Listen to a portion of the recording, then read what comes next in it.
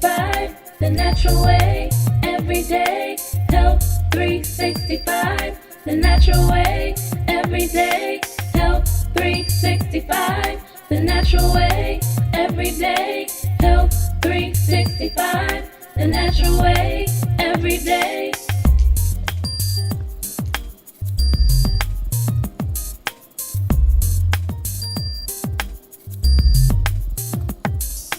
Health 365, the natural way, every day.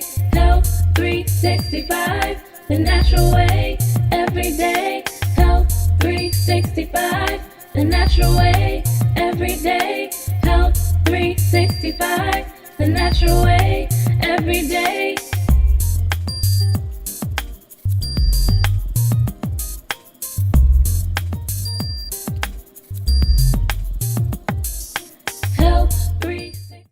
Hello, welcome to Health 365, where we focus on wellness and healing and keeping you healthy 365 days of the year.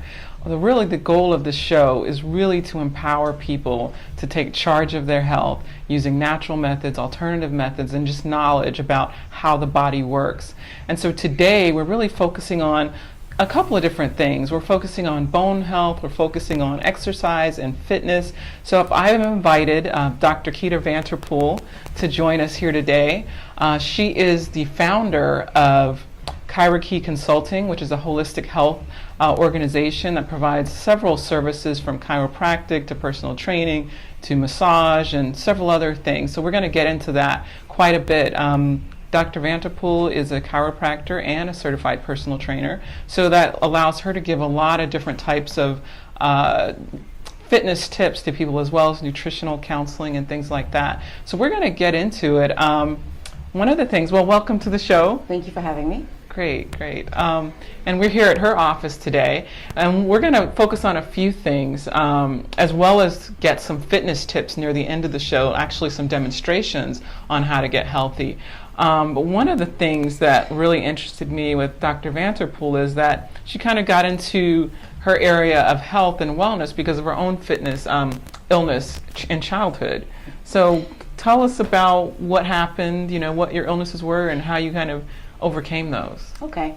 Well, as a child, I always wanted to be a doctor, just didn't know what kind of doctor I wanted to be. So anyway, make a long story short, I went through a stressful situation moving from New York to North Carolina.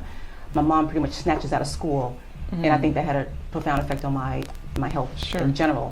But make a long story short, at the age of 13, actually at the age of 12, I woke up one morning, I couldn't move.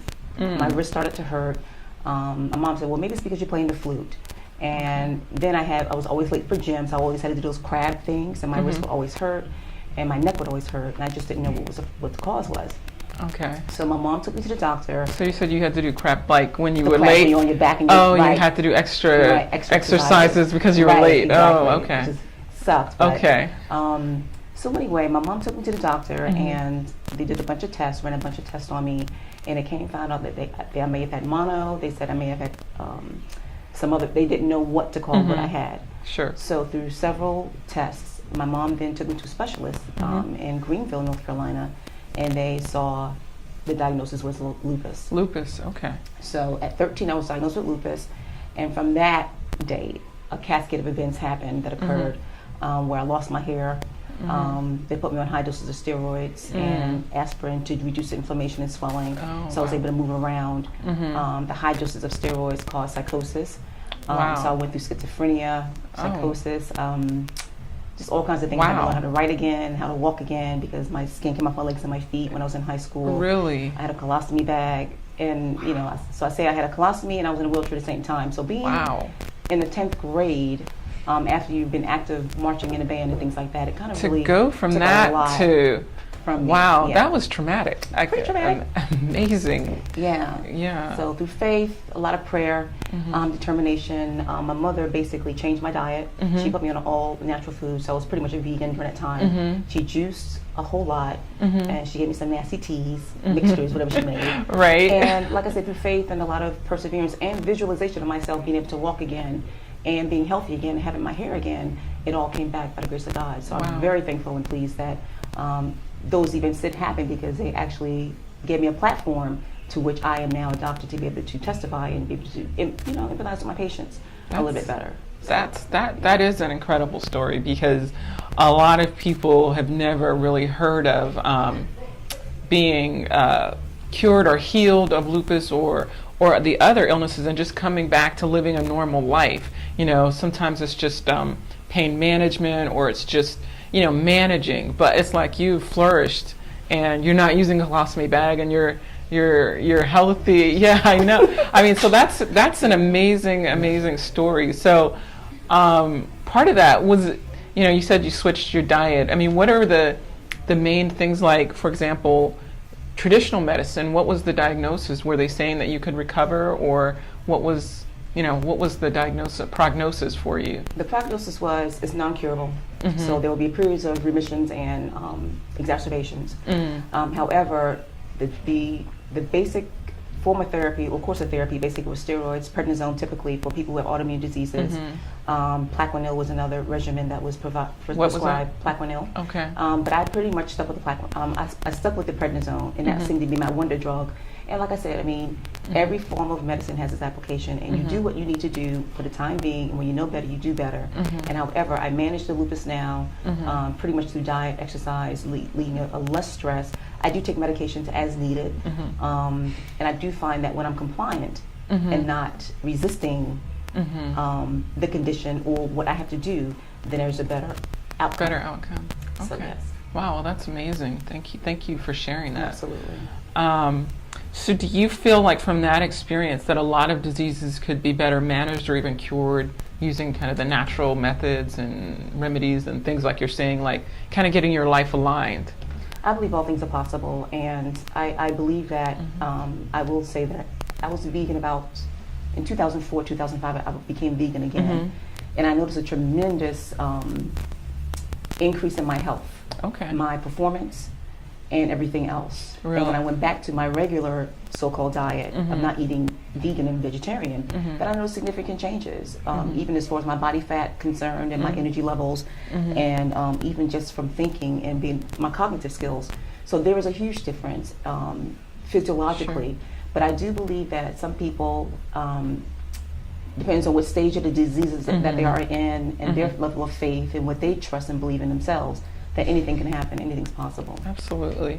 You mentioned a vegetarian diet. Just for the viewers who might not be familiar with what a vegan diet is, what does that entail?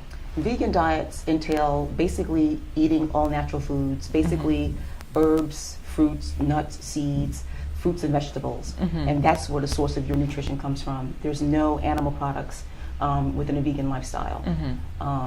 And that's pretty much how I ate. So you learn to prepare foods and drinks and other sources of nutrient substances to feed your body. It's basically whole food nutrition is what it is. Right. And you said that you found an improvement in your health. So I know a lot of people, when they hear of a vegan or vegetarian diet, they think it's extreme and that they might not have enough energy. I mean, I even thought that initially when I heard a friend of mine and they were going vegan, and I was already vegetarian. Right. So I was thinking, oh, that's extreme. You can't do that. How are you going to have energy? And you said the opposite happened. Oh my goodness, I was like a beast. My body, like I said, my body fat was to its minimum, and I'm blood type A, and I kind of really believe also in the aspects of eating foods that's right for your body and your physique. And then really, I'm type A, so which is more prone to being a vegetarian and even a vegan. And I've noticed that, like I said, even certain foods didn't agree with me.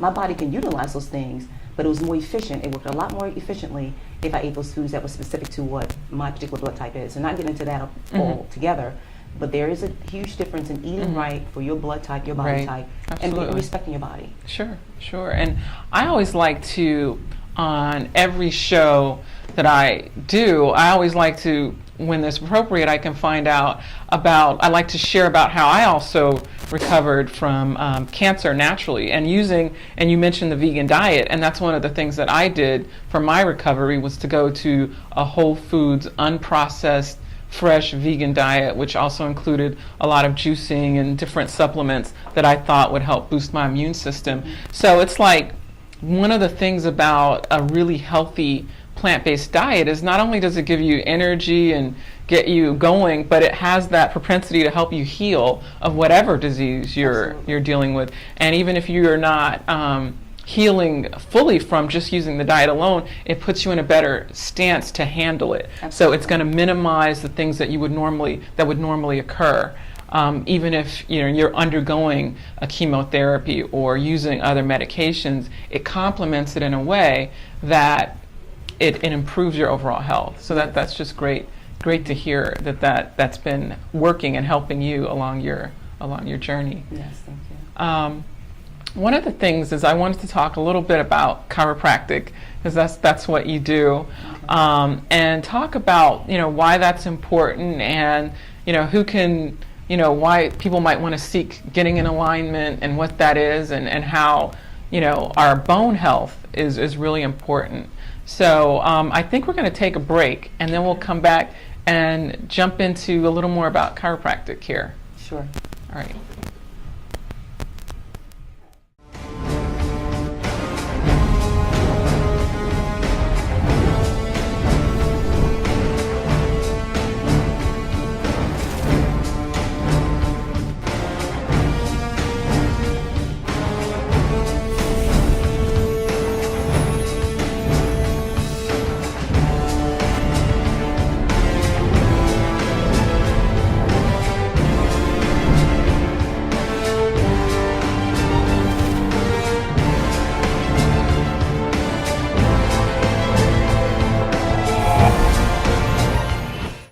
Welcome back to Health 365, and we are here today talking with Dr. Keita Vanterpool, who is a chiropractor and a certified personal trainer.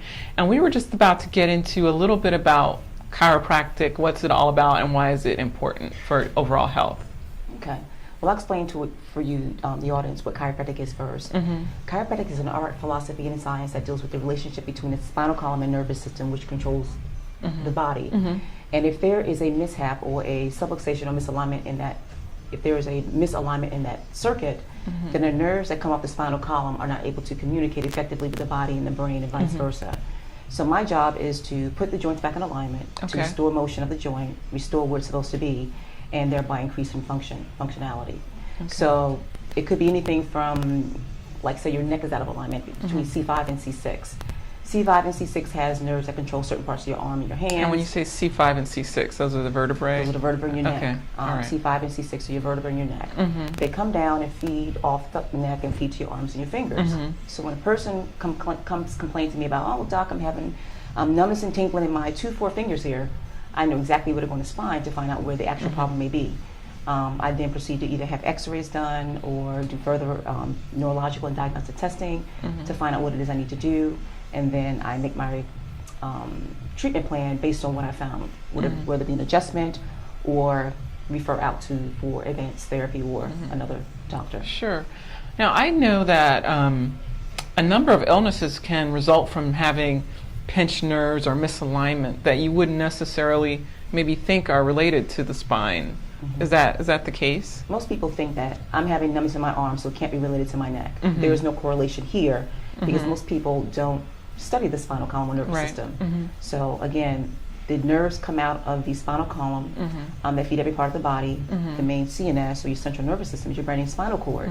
So again, a lot of people don't associate numbness in my toe with their back because they're so far apart. Right. So yeah, there's a disassociation with those people. Right. Okay. As a chiropractor, I know you understand the importance of bone health, and one way obviously is getting aligned. I mean, would you recommend that? Just, do you wait until you have a problem, or is it a maintenance thing? Should I come in and say, check me out? How would you recommend chiropractic care? Well, just like you go to a dentist maybe twice a year, or get a physical twice a year. We always recommend someone just come in, just to have their spine just evaluated. But typically when you come in our office, we offer initial consultations at no charge, so people can be introduced to what we do. And that would typically involve me doing neurological tests, orthopedic tests, taking your blood pressure, doing your reflexes, and doing certain other tests on you to find out where your nervous system is and if you're balanced. So if you're not balanced, then typically we let you know the areas on your back or your spine will be found out of alignment. We give you a recommendation, and it's up to you whether you decide to follow it or not. So yeah, it's always good just to get checked out, because again, your nervous system controls everything, and when you're in alignment, you just operate so much more efficiently. Right. So you don't have to wait until you're having back pain or numbness Absolutely or something not. like that. No. Okay. One of the things that that we hear a lot about today is bone health and calcium and everything about that. What are some of the ways to ensure good bone health? Well, good bone health starts basically with adequate nutrition. And adequate nutrition basically means that you're really sticking to all the food groups, getting your adequate protein, carbohydrates, fats, and everything else that you need, and proteins. And so the other thing that one needs to do is incorporate exercise. Exercise is very important because it helps stress the bones, which strengthens the bones, and helps to keep you adequately strong and healthy.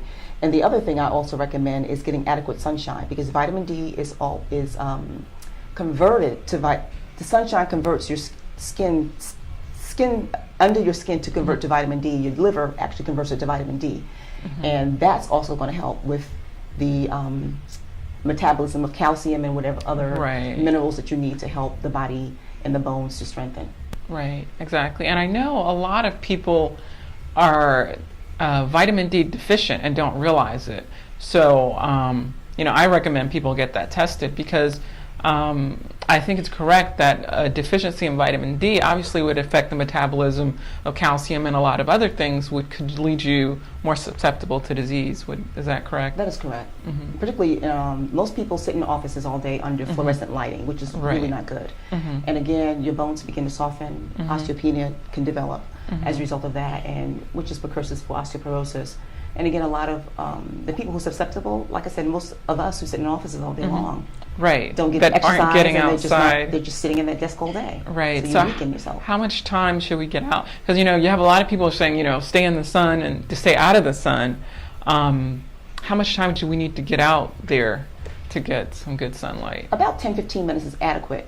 Some people can do more. It's also recommended that you get your sunlight early in the morning, between the hours of 8 and 10, maybe 11 o'clock. Because after that time, the sun rays and the UV rays are much more strong and can be more detrimental or damage your skin. And I understand also that I've heard that darker hued people should spend a little more time to allow for the synthesis to occur too. That is correct. Right. Again, as African Americans and or people of color, we do have melanin. Melanin, which is which actually helps facilitate the conversion of vitamin D. So having the darker skin is definitely an asset. But at the same time, for those who lack that pigmentation, again, you want to kind of limit, because again, you don't want to have the risk of damaging your skin and developing cancers. Right.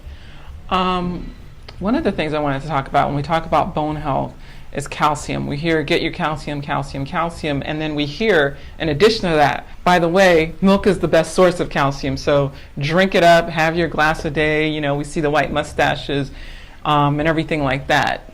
Is milk critical to bone health? Milk is not critical. There are several sources of calcium that you can obtain by eating plenty of fruits and vegetables. So milk is a great source, and I say that to say you have all types of milk that you can drink. There's hemp, there's rice, there's soy, there's almond, and most of your milks are fortified with vitamin D anyway. Most of your foods are fortified with other nutrients as well, to help with absorption and things like that. So I would say milk is not necessary. It's not the only source. Again, you can get your calcium by eating green leafy vegetables, lots of fruits and vegetables, which are your superior sources of vitamin D. Right. I'm sorry, calcium. Not vitamin D. Right. Okay, and also I understand that drinking a lot of milk can run the risk of doing the opposite, from research that I've read in, for example, the China study and others, that having a large amount of milk can actually leach calcium from the bone. Is that correct? Yeah, I believe that's correct as well. And again, like I said, too much of a good thing can be bad for you. And again, your body will use what it can, and then the rest of it's going to either be excreted by various means, and or your body will store it as fat.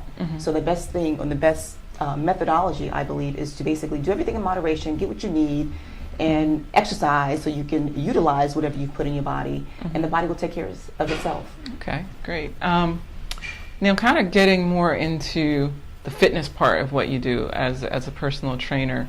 I know clients probably come to you for various issues. I mean, probably weight loss, and then you have, how do I gain more muscle mass? Right. Those are usually the two common ones that I hear most.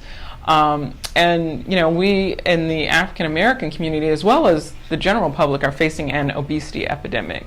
So what are some of the things that you advise people to do if they're trying to lose weight and just maintain a healthy weight?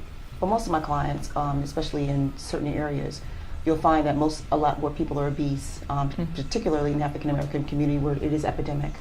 What we're doing here in this community is offering people the chance to learn more about their health by either doing classes, fitness. Our office is located in the gym, so there's opportunities to learn about fitness. When they come to me in particular, I ask them always, what are your goals? And when did you see yourself the most happiest? And once I do that, get into the psyche, then once they remember what's their best time or their happiest time in their life, whether it be physically fit or emotionally stable, then we get somewhere. Because how you achieve that, how you get back to that, is remembering where you were first to try to get where you are today. So that sounds like kind of what I'm hearing is more of the holistic approach, because a lot of times it's all about what are you eating and you need to exercise. But it sounds like there needs to be a mental shift that happens first to allow you to then to do those, to change your habits. Absolutely. Right. Okay. Well, I think that's an excellent approach, because I believe in that. Until you get it in your mind, you're going to relapse, basically. You might start exercise. That's what most people do. Gym memberships. In January, they're way up, and then by March, nobody's there. Right. So that's because the mindset hasn't happened. The mindset change hasn't happened. Absolutely. Right. So one of the things that, as you mentioned, exercise, and when we come back, I'd like to talk about a little bit about protein and athletes and working out, because I know that's a big question that I hear all the time, and I'd love to hear your advice on that. So we're going to take a break, and we'll be right back.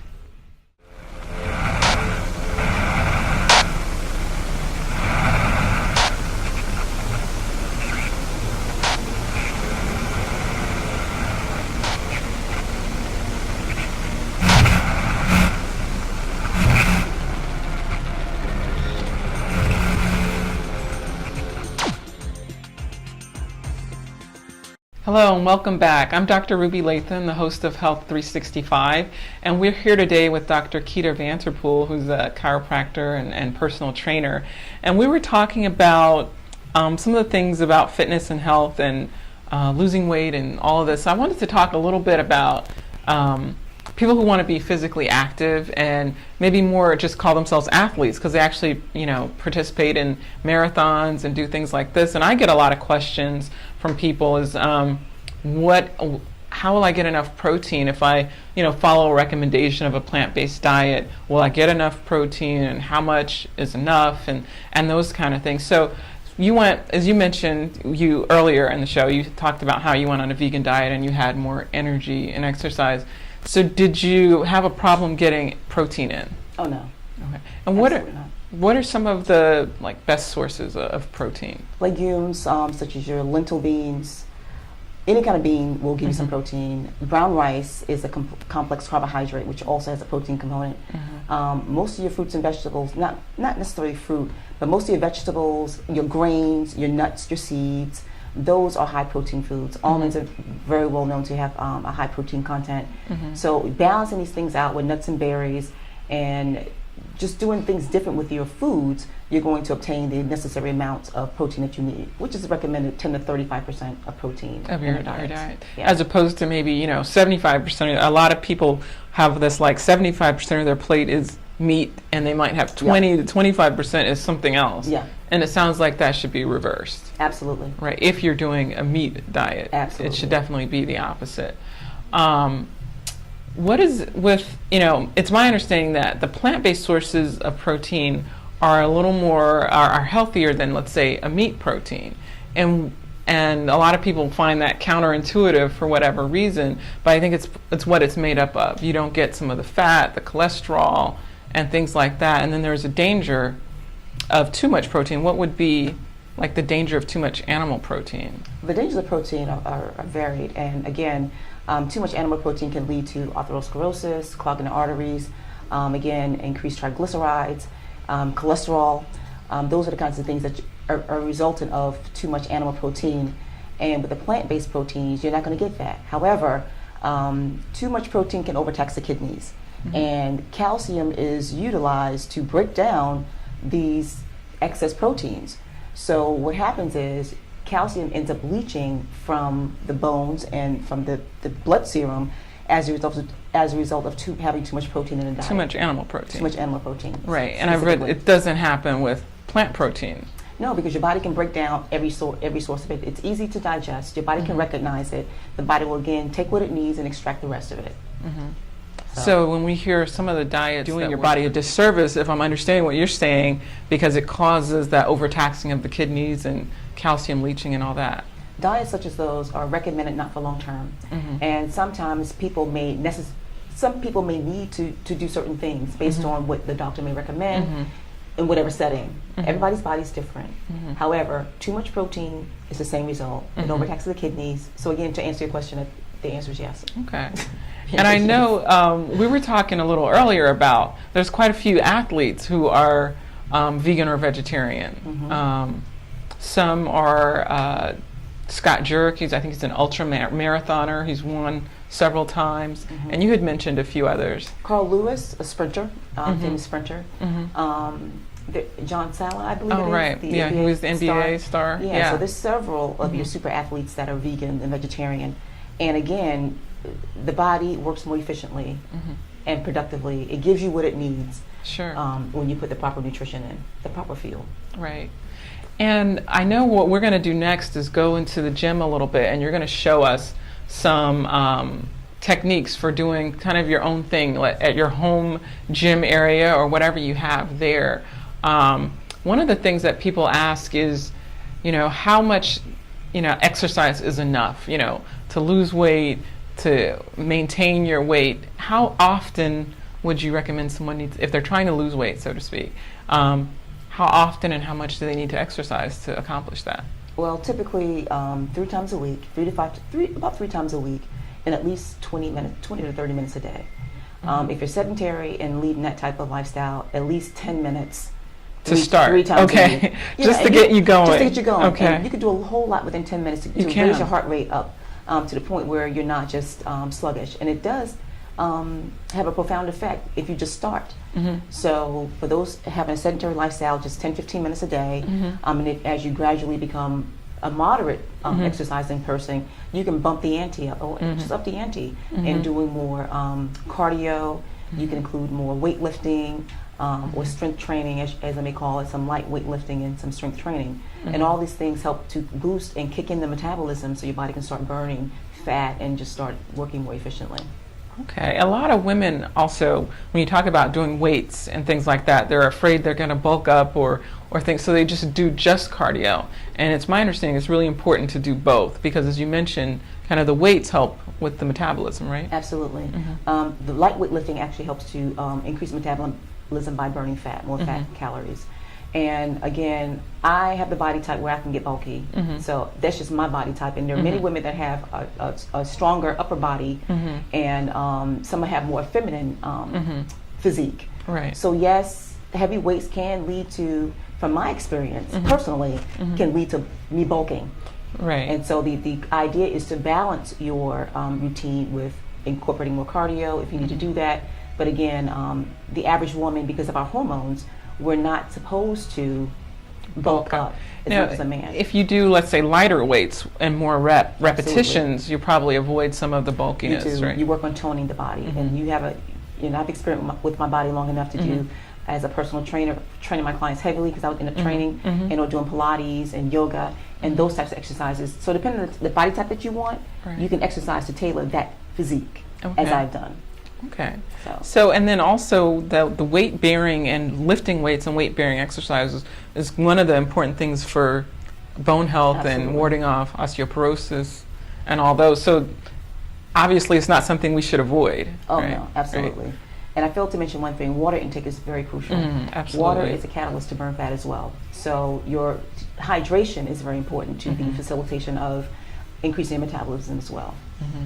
Okay, so it sounds like if you're sitting on the couch and you're a couch potato and an office worker, you can start by drinking a lot more water just right off the bat, which isn't hard to do. Just put it on your desk and drink away. And then starting, you said, at least 10 minutes, and you can break that up like a couple of times a day. Absolutely. So you can take a walk at lunch, a walk midday, get out of the office, and then you have the added benefit of getting some vitamin D because you're in the sunlight. So it's holistic. Again, it's that holistic approach that you take, that I believe in, that can really help you get to your fitness goals by just taking simple steps one at a time, because once you start making those steps, you get so many other benefits from it that it's amazing. So we're going to take a break, and before we do that, I want to let people know we're going to go into the gym, but how can they get in contact with you if they want some personal training or chiropractic care or anything else? Okay. Well, you can visit my website, and that website is www.chirokey.com, and that's spelled C-H-I, C like cat, H like Harry, I like indigo, R like Robert, O like octopus, K like kite, EI.com. That's www.chirokey.com, or you can phone our office at 202-744-3430. Okay, great. Well, we're going to take a break, and we'll be right back with Health 365.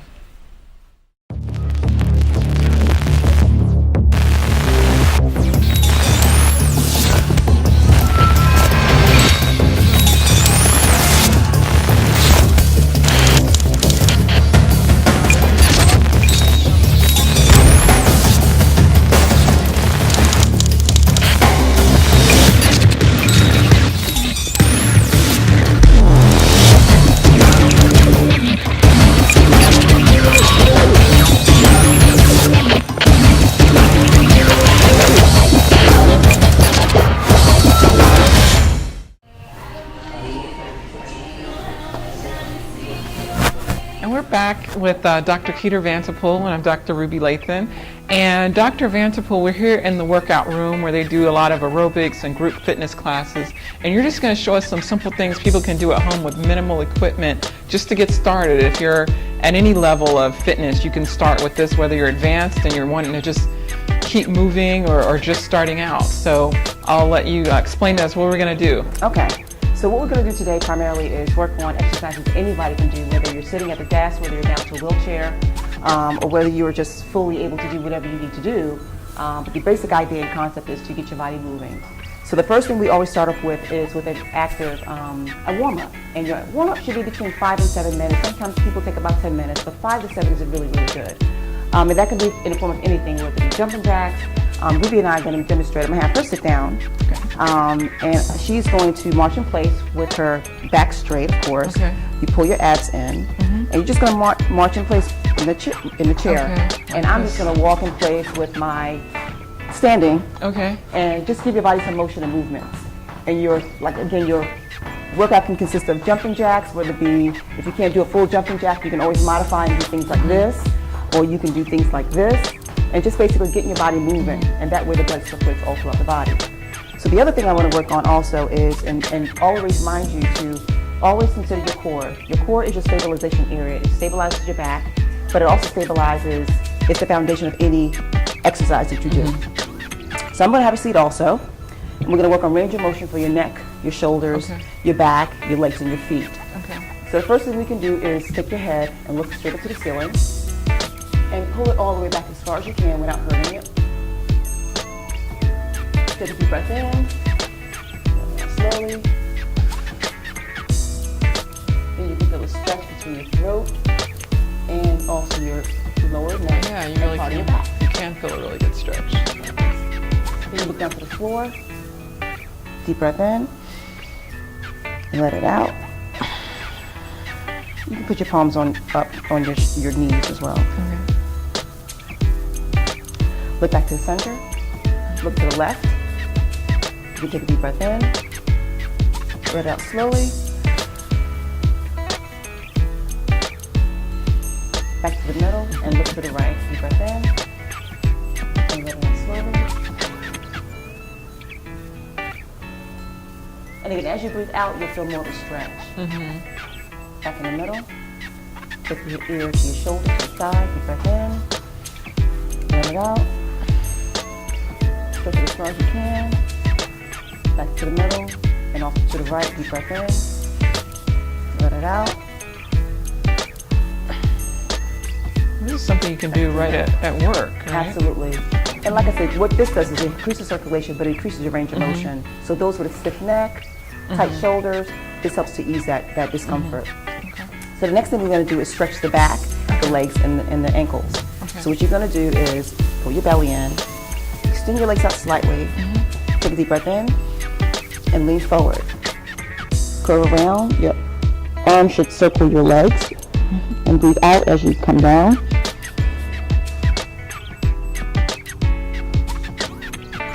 Take a breath in, come up.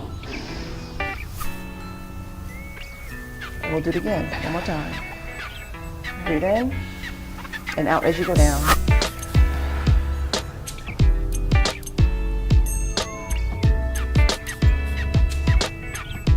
Come back up seated. You just take one leg and you just take that knee and bring it back slightly. You take the other leg, stretch it out, and you just come down and just bend down towards that leg. And you should feel a stretch in your hamstring or the back of your thigh. And just grab the bottom of your foot or as far as you can reach. And you proceed to do the same thing for the next side. Okay. And again, this gives you a good stretch. And things you can do in a chair or while you're standing. So the next thing we're going to do is work on part of the lower body. So we'll do leg raises and then we'll do toe raises. Okay. So we'll start with the leg raises. We'll do a set of, let's say 10. Okay. Just one set of 10. Great. We'll do alternate legs. So let's start with the left one, right one, left, 3. Keep your back straight and your abs in. 4, 5, hold on to your chair. 6, 7, 8, 9, and 10. And you can begin to feel your thighs working. Yeah, and I would think this is, when you get that 2 o'clock sluggishness a lot of people get, this would be perfect for that time of the day when you're doing that. Instead of going and grabbing a Coke or a 5-hour energy, you could just start moving. And I'm wearing work clothes, and I thought that's a good idea to show you don't have to have, if you're right at work, you can still do this and get the benefits of it. Absolutely. So we'll now work on stretching the knees out. We'll do work on the quadriceps. All right. So how you do those, again, your back is straight, your abs are in, and you just kick out.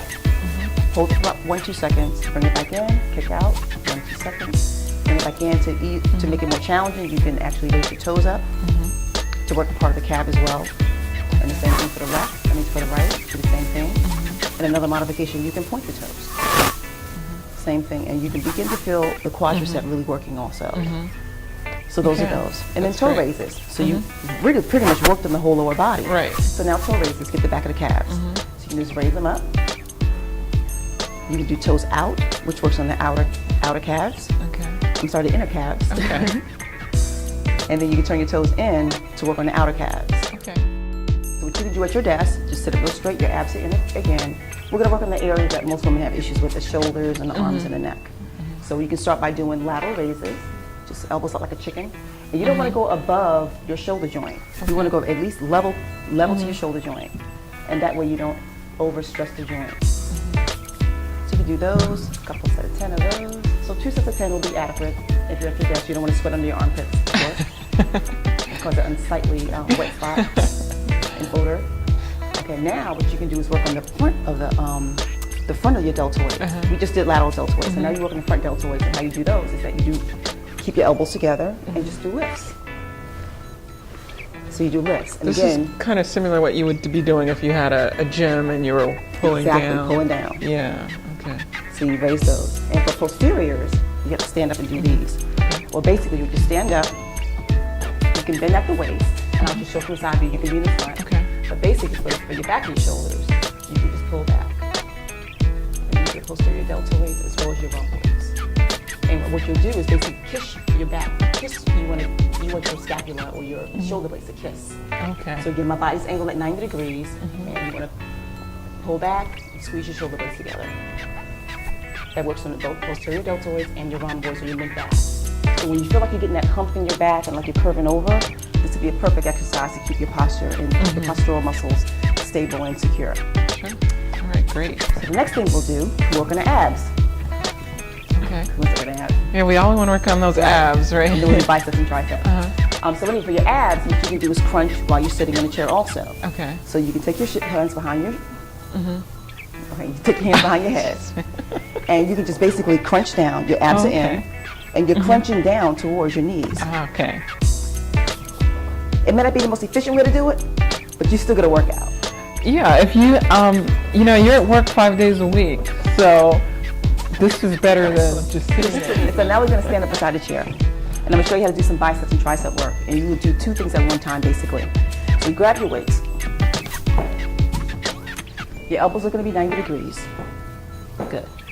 90 degrees, great. So you're going to turn your hands outward this way. This works on the brachioradialis, or your forearm, which is part of your wrist. So what you can do basically is lift up, come down, and you can alternate them. Okay. This is just your brachioradialis. Now, if you want to work with your biceps in conjunction with that, you just basically turn the weight around.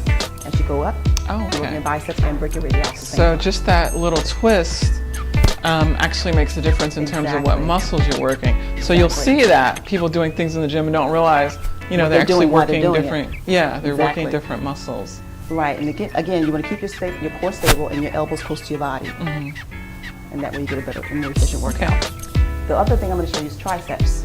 You put those down. You want to make sure your table, your chair is secure. And just be careful if you do this. You can just watch me if you want to, or you I'll can just also watch. participate. Yeah. All right, so for triceps, for people who can't get on the floor or don't have the machine, you get on the angle of your chair, make sure it's steady and stable. Abs are in, of course. Just drop down and pull back up. And you'll feel the nice, you have to really squeeze. And again, you don't want to go down beyond your shoulder joint. You want to go just to your shoulder joint and come back up. Keeping your head straight at all times. To make it more challenging, you can take your foot out and do the same thing. And my recommendation is usually 2 sets of 15. As you get more stronger, you can do 20 to 25. Okay. So those problem areas most women complain about, arms, jelly under the Right, arms. and so that works the back of the arms? Absolutely. Okay. And for people who get tired wrists, again, carpal tunnel and things like that, if you strengthen your wrists, then those areas, those muscles around the carpal tunnel will be strengthened. Should actually help prevent or even make it better. Okay, great. So anyway, that's a quick workout. Excellent. And I didn't use these things here, but there's so many things you can do with no equipment. And that's kind of what I wanted to show you, because most people don't have equipment. Exactly. They don't have time to go to the gym. So if you did this a couple of times a day, 2 times a day, 5 days a week, that starts adding up, and you'll start noticing some muscle tone difference, I would imagine. yeah, most people get stronger. They notice immediately, they open the door and they're like, oh my God, I can't even remember my normal strength.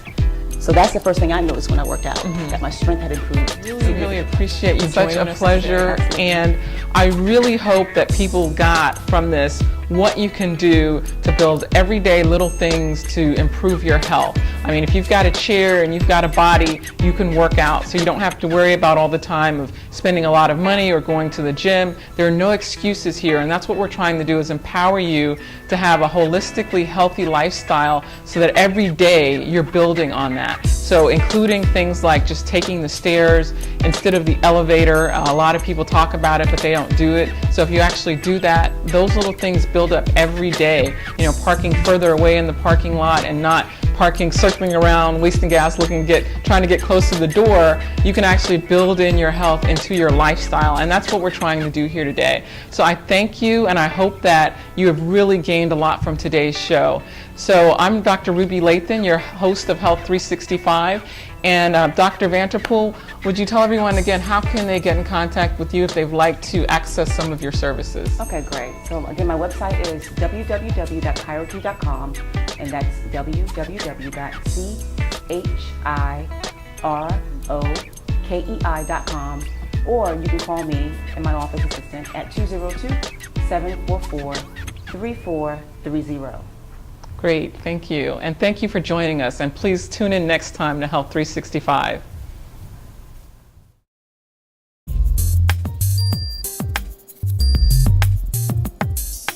Health 365, the natural way, every day. Health 365, the natural way, every day. Health 365, the natural way, every day. Health 365, the natural way, every day.